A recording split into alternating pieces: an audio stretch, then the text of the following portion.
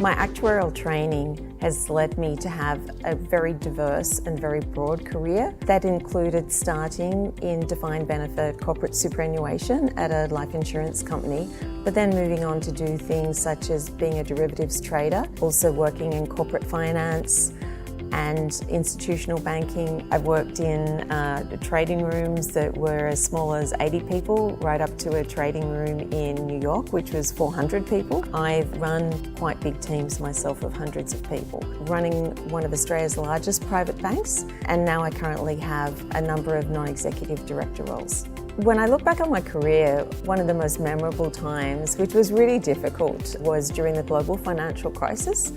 I was actually running a large private bank at the time, and so to see the impact, the personal impact on individuals and their families was very difficult. Many people think that actuaries have a very analytic background and only do analytic work, but it actually showed a lot of the human side and required a lot of human skills and interactions to deal with both the mathematical and analytic side of things as well as the human side. I think the actuarial training really is a very balanced training. It teaches you a lot about fairness, about being egalitarian and making sure that the best outcomes occur in a fair and proper way.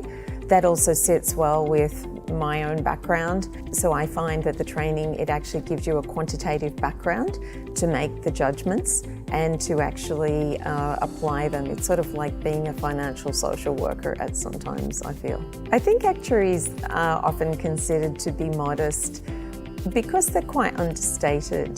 Just the way the actuarial profession is, you need to be very considered. So I think that consideration, and it's usually about other people. It's really not about you. You're considering other people's benefits, other people's circumstances. So I think it is really about a greater good, and that's one of the things that I really love about the profession. Without question, in my mind, the introduction of compulsory super is the best and most significant decision made of any government in my lifetime. Not everyone is financially literate, so it meant that there was protection, whether it was in their retirement years or whether it was through death or disability, that there was a greater sense of working as a community and Australians actually looking after each other. We need to ensure that there are fewer changes made to superannuation because I think that also disengages members.